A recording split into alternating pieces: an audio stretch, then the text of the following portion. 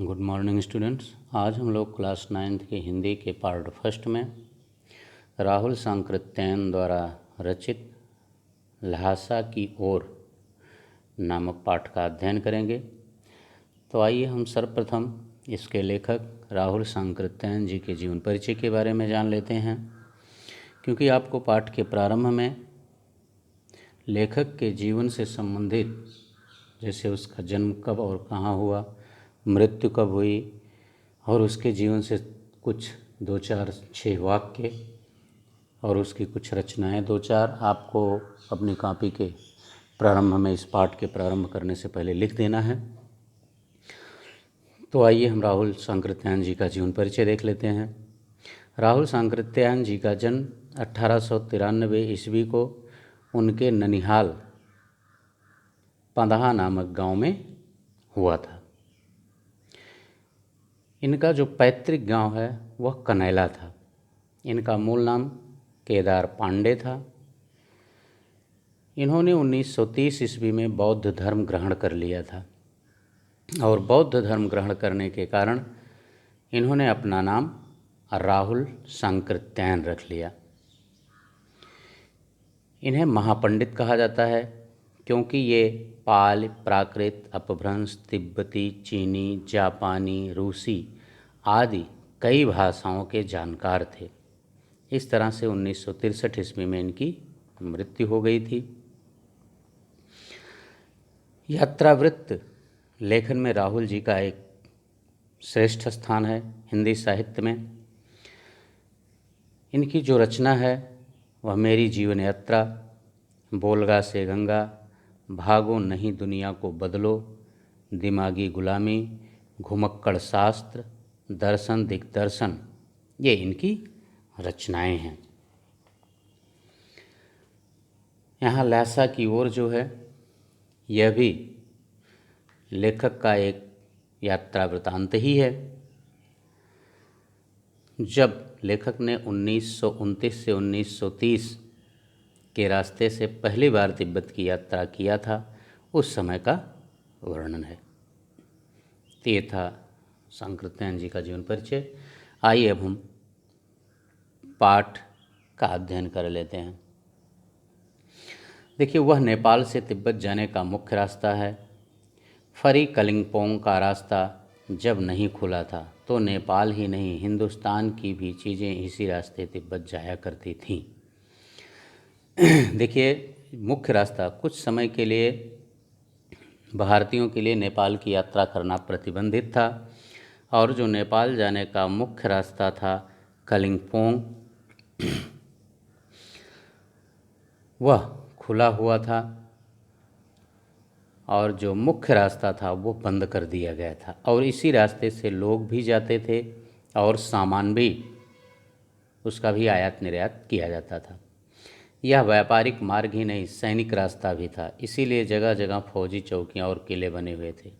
लेखक कहता है यह एक फौजी रास्ता था, सैनिक रास्ता था, इसीलिए यहाँ सैनिकों के किले कुछ कुछ दूरी पर बने हुए मिला करते थे, जिसमें सैनिक रहते थे, जिनमें कभी चीनी पलटन रहा करती थी। आजकल बहुत से फौजी मकान गिर चुके हैं, लेकिन आज बहुत से मकान ध्वस्त हो गए हैं। यहाँ कभी चीन की सेना रहती थी। दुर्ग के किसी भाग में जहाँ किसानों ने अपना बसेरा बना लिया है, वहाँ घर कुछ आबाद दिखाई पड़ते हैं, लेकिन आज वहाँ किसान रहने लगे हैं, और कुछ घर आज भी यहाँ आबाद दिखाई दे रहे हैं, जबकि ज़्यादातर खंडहर ही पड़े हुए हैं। ऐसा ही परित्यक्त एक चीनी किला था। हम वहाँ चाय पीने के लिए ठहरे। परित्यक्त का मतलब इसी तरह का एक खंडहर और त्यागा हुआ एक चीनी किला था। उसमें कोई चाय बेच रहा था। लेखक कहता है कि मैं वहाँ चाय पीने के लिए रुका। तिब्बत में यात्रियों के लिए बहुत सी तकलीफ़ें भी हैं और कुछ आराम की भी बातें। तिब्बत की यात्रा करने में लेखक कह रहा है कि हमें कष्ट भी होता है, लेकिन आराम भी मिलते हैं। वहाँ जात पात छुआछूत का सवाल ही नहीं है, और ना औरतें पर्दा ही करती हैं। वहाँ छुआछूत जैसी कोई भावना नहीं है, और पर्दा प्रथा भी नहीं थी। बहुत निम्न श्रेणी के भिखमंगों को लोग चोरी के डर से घर के भीतर नहीं आने देते थे। देखिए, भिखमंगे को भी देख के लग जाता है कि यह निम्न श्रेणी का है कि उच्च श्रेणी का। इसमें भी भिखमंगों की श्रेणी इस पाठ में लेखक ने बताई है। आप देखेंगे, जो बहुत निम्न कोट के भिखमंगे होते थे, लोग उनको अपने घरों में नहीं घुसने देते थे। नहीं तो आप बिल्कुल घर के भीतर चले जा सकते हैं, चाहे आप बिल्कुल अपरिचित हों, तब भी घर की बहू या सास को अपनी झोली में से चाय दे सकते हैं, और घर की किसी भी स्त्री को आप चाय दे सकते हैं बनाने के लिए, वह आपके लिए उसे पका देगी। मक्खन और सोडा नमक दे दीजिए, वह चाय थोड़ी देर में कूट कर उसे दूध वाली चाय के रंग की बना के मिट्टी के टोटीदार बर्तन में रख के आपको दे देती। यानी लोग वहाँ, आप किसी के घर में अगर निम्न श्रेणी के भिखमंगे नहीं हैं, चूँकि इस समय जब तिब्बत की यात्रा लेखक कर रहा है तो भिखमंगे के रूप में ही कर रहा है, क्योंकि अभी मैंने बताया भारतीयों को नेपाल की यात्रा करना प्रतिबंधित था, इसीलिए भिखमंगे का वेश धारण करके यात्रा कर रहा है। तो ये लोगों के निम्न श्रेणी का भिखमंगा नहीं बना है लेखक, इसलिए लोगों के घरों में आसानी से घुस जाता है और वहाँ चाय बनाने के लिए दे देता है। घर की महिलाएं उसे चाय बना करके टोटीदार बर्तन में दे देती हैं। यदि बैठक की जगह चूल्हे से दूर है और आपको डर है कि सारा मक्खन आपकी चाय में नहीं पड़ेगा, तो आप खुद जाकर चोड़ी में चाय मत कर ला सकते हैं। और यदि आपको भय है कि हमारा पूरा मक्खन चाय में नहीं डालेंगे, ये लोग मक्खन निकाल लेंगे, चुरा लेंगे, तो आप स्वयं अंदर जा कर के चाय बना सकते हैं। चाय का रंग तैयार हो जाने पर फिर नमक मक्खन डालने की ज़रूरत होती है। ये चाय कब, हमें चाय में नमक और मक्खन कब डालना है, ये लेखक बता रहा, जब चाय तैयार हो जाती है। परित्यक्त चीनी किले से जब हम चलने लगे तो एक आदमी राहदारी मांगने आया। हमने वह दोनों चिटें उसे दे दी। शायद उसी दिन हम थोंगला के पहले के आखिरी में पहुंच गए थे। लेखक राहदारी माने आप चुपके से आ रहे हैं तो निश्चित है ये लोग मान रहे थे कि आप कोई सामान ला रहे होंगे या ले जाएंगे, व्यापार की दृष्टि से आए हैं, इसीलिए वो राहदारी मांग रहा था और लेखक ने उसको चिट दे दी, उसमें जो कुछ भी रहा हो। और वो शायद कह रहा है कि थोंगला के हम पहले और पहले के आखिर में, यानी पहले पड़ाव का अंतिम छोर हम पार कर चुके थे। यहाँ भी सुमत के जान पहचान के आदमी थे। ये सुमत एक पात्र है जो लेखक के साथ रहता है, वो भी लेखक के साथ तिब्बत जा रहा है। वहाँ उसके जान पहचान के आदमी पहले भी थे और भिखमंगे भी थे। भिखमंगे रहते ठहरने के लिए अच्छी जगह मिली। भिखमंगा, लेखक कह रहा है कि जब मैं भिखमंगे के वेश में था, इसीलिए मुझे रुकने के लिए एक अच्छी जगह मिल गई। 5 साल बाद हम इसी रास्ते से लौटे थे और भिखमंगे नहीं, एक भद्र यात्री के वेश में घोड़े पर सवार होकर आए थे। लेखक कहता है, लेकिन जब मैं 5 साल बाद इसी रास्ते से लौटा तो फिर मैंने भिखमंगे का वेश नहीं धारण किया था, एक सभ्य आदमी के वेश में मैं घोड़े पर बैठकर आया था। किंतु उस वक्त किसी ने हमें रहने के लिए जगह नहीं दी। लेकिन जब मैं एक सभ्य आदमी के रूप में आया था वेश में, तो लोगों ने मुझे वहाँ मेरा रुकना उचित नहीं समझा, मुझे रुकने के लिए नहीं स्थान दिया। और जब मैं भिखमंगे के वेश में था तो मुझे रुकने के लिए स्थान मिल गया था। हम गांव के एक सबसे गरीब झोपड़ी में ठहरे। बहुत कुछ लोगों की उस वक्त की मनोवृत्ति पर ही निर्भर है, खासकर शाम के वक्त छंग पीकर बहुत कम होश हवास दुरुस्त रखते हैं। यहाँ लेखक कह रहा है कि वास्तव में ये स्थितियाँ जो हैं उस समय तत्कालीन लोगों की मनोवृत्तियों पर निर्भर करती हैं, क्योंकि उस समय जब लोग शाम के समय छक करके शराब आदि पी लेते थे तो वो लोगों की बातों पर ध्यान नहीं देते थे। फिर उनकी मनोवृत्तियाँ कैसी होती हैं उसी पर वो बात निर्भर करती है।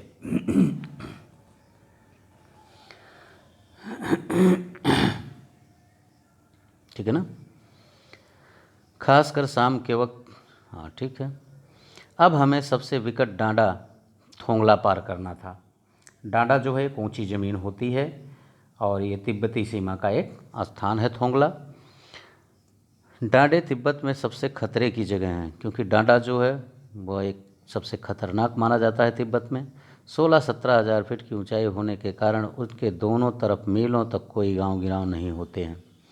नदियों के मोड़ और पहाड़ों के कोनों के कारण बहुत दूर तक आदमी को देखा नहीं जा सकता, यानी दूर दूर तक वहाँ आदमी नहीं मिलते हैं।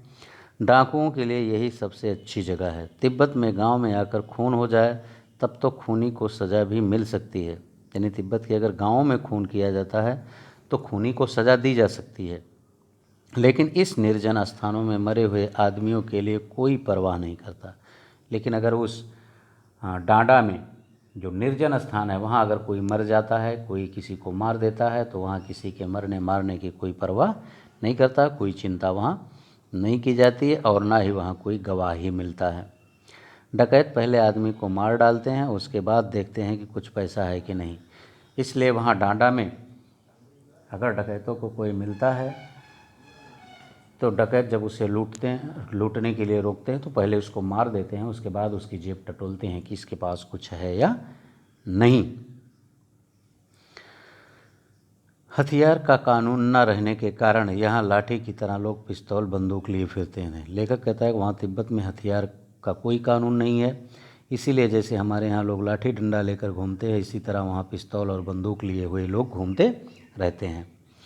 डाकू यदि जान से ना मारे तो खुद उसे अपने प्राणों का खतरा रहता है। गांव में हमें मालूम हुआ कि पिछले ही साल हम भिखमंगे थे और जहाँ कहीं वैसी सूरत देखते टोपी उतार जीभ निकाल कर कुची कुची 1 पैसा कहते भीख मांगने लगते। ये कुची कुची मतलब दया करके 1 पैसा दे दीजिए, दया करके 1 पैसा दे दीजिए। लेखक कहता है कि हम भी भिखमंगे के वेश में ऐसा ही करते थे। लेकिन पहाड़ की ऊंची चढ़ाई थी, पीठ पर सामान लाद कर कैसे चलते। अब इसकी ऊंचाई काफ़ी है, 16-17 हज़ार फीट की ऊंचाई चढ़ना है लेखक को। इसीलिए लेखक कह रहा है ऊंचाई अधिक होने के कारण हम सामान लेकर वहाँ कैसे जाते। और अगला पड़ाव जो था वो भी 16-17 मील से कम नहीं था। लेखक कहता है कि मैंने सुमत से कहा कि यहाँ से लंकोर तक के लिए 2 घोड़े कर लो, सामान भी रख लेंगे और चढ़ के आराम से घोड़े पर बैठकर चलते चलेंगे। दूसरे दिन लेखक कहता है कि हम घोड़ों पर सवार होकर ऊपर की ओर चले। डांडे से पहले एक जगह चाय पी और दोपहर के वक्त डांडे के ऊपर जा पहुँचे। हम समुद्र तल से 17 से 18 हज़ार फीट ऊंचे खड़े थे। हमारी दक्षिण तरफ पूरब से पश्चिम की ओर हिमालय की हजारों श्वेत शिखर चले गए थे, अर्थात हिमालय की हजारों चोटियाँ दिखाई दे रही थी जिस पर बर्फ जमी हुई थी। भीटे की ओर देखने वाले पहाड़ बिल्कुल नंगे थे और भीटे की ओर जो पहाड़ दिखाई देते थे वो बिल्कुल नंगे थे। ना वहाँ बर्फ़ की सफ़ेदी थी, ना किसी तरह की हरियाली, अर्थात ना वहाँ तो बर्फ़ जमी थी, अर्थात वो चोटियाँ उतनी ऊंची नहीं थी कि वहाँ बर्फ़ गिरती हो, और उस पहाड़ की चोटी पर मिट्टी भी नहीं थी जिससे कि वहाँ कोई वनस्पतियाँ उग सकें, अर्थात वो हिमालय की वह चोटी केवल पत्थरों की बनी हुई थी। सर्वोच्च स्थान पर डांडे के देवता का स्थान था, जो पत्थरों के ढेर, जानवरों की सींगों और रंग बिरंगे कपड़ों की झाड़ियों से सजाया गया था। वहाँ डांडे के एक देवता भी बने थे जिनकी स्थान को पत्थरों के ढेर, जानवरों की सींगों और रंग बिरंगे कपड़ों से सजाया गया था। अब हमें बराबर उतराई पर चलना था। लेखक ऊंचाई के सर्वोच्च स्थान पर पहुंच चुका था, अब उसे ढलान की तरफ आगे बढ़ना था। चढ़ाई तो कुछ दूर थोड़ी मुश्किल थी, लेकिन उतराई बिल्कुल नहीं। शायद 2-1 और सवार साथी हमारे साथ चल रहे थे। लेखक कहता है कि मैं और सुमत था ही, हमारे साथ शायद 2-3 लोग और थे। मेरा घोड़ा कुछ धीमे चलने लगा। मैंने समझा कि चढ़ाई की थकावट के कारण ऐसा कर रहा है और उसे मारना नहीं चाहता था। लेखक कह रहा है कि मेरी हिम्मत नहीं थी चढ़ाई पर, इसीलिए मैंने घोड़ा लिया और मेरा घोड़ा अब धीमे चल रहा है, तो मैंने सोचा कि शायद इसको थकान लग गई होगी, इसीलिए यह धीमे चल रहा है और यह मुझे इतनी दूर तक ढो कर लाया है, इसीलिए मैं उसे मारना भी नहीं चाहता था। धीरे धीरे वह बहुत पिछड़ गया और मैं डॉन किवस्तो की जगह तरह अपने घोड़े पर झूमता हुआ चला आ रहा था। डॉन किवस्तो की समान लेखक कहता है कि वह उस घोड़े पर झूमता हुआ चला आया था। डॉन किवस्तो जो है वह एक स्पेनिश उपन्यासकार थे जो डॉन क्विक्सोट का नायक था, वह भी घोड़े पर ही चलता था। लेखक कह रहा है उसी तरह से मैं झूमता हुआ चला आ रहा था। जान नहीं पड़ता था कि घोड़ा आगे जा रहा है या पीछे। नहीं, घोड़ा इतनी तेज, इतनी मंद गति से चल रहा था, धीमे चल रहा था कि वो आगे चल रहा है कि पीछे चल रहा है मुझे पता ही नहीं चल रहा था। जब मैं जोर देने लगता तो वह और सुस्त पड़ जाता। लेखक कहता कि जब मैं उसे और तेज चलने के लिए कहता तो वो और धीरे धीरे चलने लगता था। एक जगह 2 रास्ते फूट रहे थे। मैं बाएं का रास्ता ले मील 1.5 मील चला गया। लेखक कह रहा है कि मैं ऐसे में घोड़ा धीमी गति से चल रहा था, तो मैं अपने साथियों से पिछड़ गया था, जिससे मैं दूसरे रास्ते पर मील 1.5 मील चला गया। आगे एक घर में पूछने से पता चला कि लंकोर का रास्ता दाहिने वाला था और मुझे लंकोर जाना था। जब आके जा कर के मैंने एक घर में पूछा तो पता चला कि आपको इस रास्ते से नहीं, दूसरे वाले रास्ते से जाना था। लेखक कहता है मैं फिर लौटकर उस रास्ते को पकड़ा। 4-5 बजे के करीब मैं गांव से मील भर था तो सुमत इंतज़ार करते हुए मिले। लेखक कहता है कि जब मैं पहुंचा तो देखा कि सुमत मेरा इंतज़ार कर रहा था। मंगोलों का मुँह वैसे ही लाल होता है और अब तो वह पूरे गुस्से में थे। उन्होंने कहा, मैंने 2 टोकरी कंडे फूंक डाले, 3-3 बार चाय को गर्म किया। मैंने बहुत नरमी से जवाब दिया, लेकिन मेरा कसूर नहीं है मित्र, देख नहीं रहे हो कैसा घोड़ा मुझे मिला है। तो मंगोल जाति का था सुमत, इसलिए कहता है कि मंगोलों का मुँह वैसे ही लाल होता है, लेकिन अब गुस्से के कारण सुमत का चेहरा और भी लाल हो गया था। उसने मुझसे पहुंचते ही वहां शिकायत की कि मैंने 2-3 टोकरी कंडे जला डाले और 3-4 बार चाय को गर्म किया। लेकिन उसके गुस्से का जवाब भी मैंने बड़ी सरलता से दिया कि मित्र, मेरा घोड़ा धीमे चल रहा था, इसमें मेरी कोई गलती नहीं है। मैं तो रात तक पहुंचने की उम्मीद रखता था। खैर, सुमत को जितनी जल्दी गुस्सा आता था उतनी जल्दी वह ठंडा भी हो जाता था, यानी सुमत का गुस्सा बहुत जल्दी काफूर भी हो जाता था, उतनी ही जल्दी वह ठंडा भी हो जाता था। लंकोर में वह एक अच्छी जगह पर ठहरे थे। यहाँ भी उनसे अच्छे यजमान थे। पहले चाय सत्तू खाया गया और रात को गर्मा गर्म थुक्पा मिला। ठीक ना। लेखक कहता है कि यहाँ भी शायद अच्छे लोग थे, इसीलिए हम पहले तो सत्तू खाए, चाय पिए और सत्तू के साथ हमने थुक्पा भी लिया। थुक्पा का मतलब होता है कि एक खाद्य पदार्थ होता है जो लेई की तरह होता है। ठीक ना। ये हड्डी और मांस के साथ पकाया जाता है।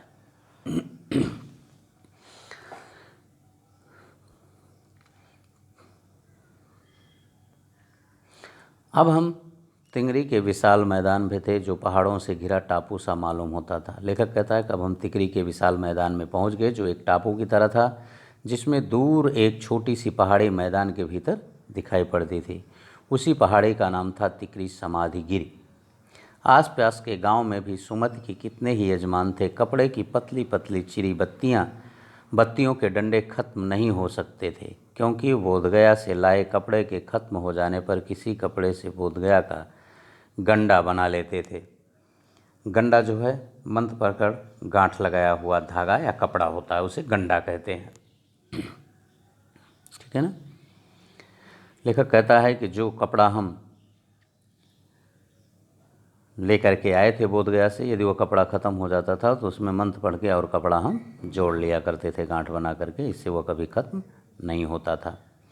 मैंने सोचा यह तो हफ्ता भर उधर ही लगा देंगे। मैंने उनसे कहा कि जिस गांव में ठहरना हो उसे भले ही गंडे बांट दो, मगर आसपास के गाँव में मत जाओ। इसके लिए मैं तुम्हें लहसा पहुँच कर रुपये दे दूँगा। चूँकि सुमत के वहाँ यजमान थे, जब वह बोधगया से लाए हुए कपड़े उन्हें बांटता था तो वे कुछ न कुछ पैसे उसको देते थे। लेकिन लेखक यहाँ यजमानों के पास जाने से उसे मना कर देता है और कहता है कि तुम रुपए के चक्कर में इसे बांटते हो, जब तुम अपने गांव पहुंचोगे तो मैं वहां तुम्हें रुपए दे दूंगा। सुमत ने स्वीकार किया। दूसरे दिन हमने भरिया ढूंढने की कोशिश की, लेकिन कोई ना मिला। लेखक कहता है दूसरे दिन मैंने भरिया ढूंढ रहा था। भरिया माने होता भारवाहक, जो भार ढोते हैं, लेकिन कोई भरिया मुझे मिला नहीं। सवेरे ही चल दिए होते तो अच्छा था, लेकिन अब 10-11 बजे की तेज़ धूप में चलना पड़ रहा था। लेखक कहता है कि हम सुबह नहीं चले भरिया ढूंढने के चक्कर में, लेकिन अब तो 10-11 बज चुके थे और धूप भी काफ़ी तेज़ हो गई थी। तिब्बत की धूप भी बहुत कड़ी मालूम होती, यद्यप थोड़े से भी मोटे कपड़े से सिर ढक लें तो गर्मी ख़त्म हो जाती है। यानी यदि हम सिर पर कोई हल्का भी कपड़ा रख लेते हैं तो हमें उतनी गर्मी नहीं लगती है। आप 2 बजे सूरज की ओर मुँह करके चल रहे हैं, ललाट धूप से जल रहा है और पीछे का कंधा बर्फ़ हो रहा है। लेखक कहता है कि यदि हम दोपहर के बाद अर्थात 2 बजे के समय का उदाहरण दिया, लेखक ने कहता है कि अगर हम उस समय धूप में चलते हैं तो जिस हिस्से पर हमारे शरीर की धूप पड़ रही होती है वो तो धूप से जलता है और जिस हिस्से पर छाया होती है वह बर्फ़ की तरह ठंडा हो जाता है। यद्यपि सुमत के परिचित तिंगरी में भी थे, लेकिन वह एक और यजमान से मिलना चाहते थे। यद्यपि तिंगरी में भी सुमत के परिचित थे, लेकिन वह दूसरे यजमानों से मिलना चाहता था। इसलिए आदमी मिलने का बहाना कर शेखर बिहार की ओर चलने के लिए कहा। इसीलिए लेखक कह रहा है कि हमने उससे और लोगों से मिलने के लिए शेखर की तरफ चलने का इशारा किया। ये भी एक स्थान है।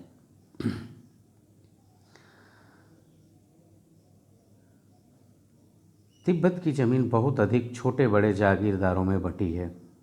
यानी जो भी वहाँ तिब्बत की ज़मीन है वो छोटे बड़े सभी जागीरदारों में बटी हुई है। इन जागीरों का बहुत ज़्यादा हिस्सा मठों के हाथों में, यानी जो विहार हैं, बौद्ध भिक्षु के, उनके हाथों में बटी हुई है। अपनी अपनी जागीर में हर एक जागीरदार कुछ खेती खुद भी करता है, जिसके लिए मज़दूर बेगार मिल जाते हैं। बेगार मज़दूर, जिससे लोग बेगारी में काम करा लेते हैं लेकिन मजदूरी नहीं देते। खेती का इंतज़ाम देखने के लिए वहाँ कोई भिक्षु भेजा जाता है, जो जागीर के आदमियों के लिए राजा से कम नहीं होता। शेखर की खेती के मुखिया भिक्षु बड़े भद्र पुरुष थे। वह बहुत प्रेम से मिले। हालांकि उस वक्त मेरा वेश ऐसा नहीं था कि उन्हें कुछ भी ख्याल करना चाहिए था। यहाँ एक अच्छा मंदिर था जिसमें कंजूर का मतलब होता है बुद्ध वचन की हस्तलिखित 103 पोथियाँ रखी हुई थीं, यानी 103 किताबें रखी हुई थी। मेरा आसन भी वहीं लगा, यानी मैं वहाँ मठ में बैठ गया। वह बड़े मोटे कागज़ पर अच्छे अक्षरों में लिखी हुई थी। वह मोटे कागज़ पर और बड़े बड़े साफ अक्षरों में लिखी हुई थी। एक एक पोथी 15-15 शेर से कम नहीं रही हुई, अर्थात काफ़ी मोटी किताबें थी। 15 शेर उनका लगभग वजन रहा होगा एक एक किताबों का। सुमन ने फिर आसपास अपने यजमानों के पास जाने के बारे में पूछा, और जब मैं वहाँ पहुँचा तो सुमत, लेखक कहता, सुमत ने फिर मुझसे पूछा कि मैं क्या अपने जा करके अपने यजमानों से मिल आऊँ। अब मैं पुस्तकों के भीतर था। लेखक कहता है कि अब मेरे पास पढ़ने के लिए तमाम पुस्तकें थी, अर्थात मेरा समय आसानी से बीत जाता, इसलिए मैंने उन्हें अपने यजमानों के पास जाने की आज्ञा दे दी। दूसरे दिन वह गए। मैंने समझा था 2-3 दिन लगेंगे, लेकिन वह उसी दिन दोपहर बाद चले आए। लेखक कहता है मैंने सोचा था कि सुमत अपने यजमानों से मिलने गया तो वह 2-3 दिन बाद लौट कर आएगा, लेकिन वह उसी दिन, जिस दिन गया था उसी दिन के दोपहर को चला आया। तिंगरी गांव वहां से बहुत दूर नहीं था। हमने अपना अपना सामान पीठ पर उठाया और भिक्षुनस्से से विदाई लेकर चल पड़े। लेखक कहता है कि और फिर मैं उस भिक्षुक से विदाई लेकर के हम लोग आगे की यात्रा पर निकल पड़े।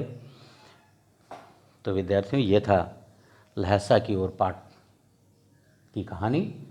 अब अगले पार्ट में हम पार्ट दूसरे में इस पाठ पर आधारित प्रश्नों को लेकर के आपके समक्ष उपस्थित होंगे। बस इस पार्ट में इतना ही। यदि इस चैनल को आपने सब्सक्राइब नहीं किया है तो चैनल को सब्सक्राइब कर लें, वीडियो को लाइक और शेयर करना ना भूलें। हमें कमेंट करके भी यह ज़रूर बताएं कि यह वीडियो आपको कैसा लगा। Okay, thank you.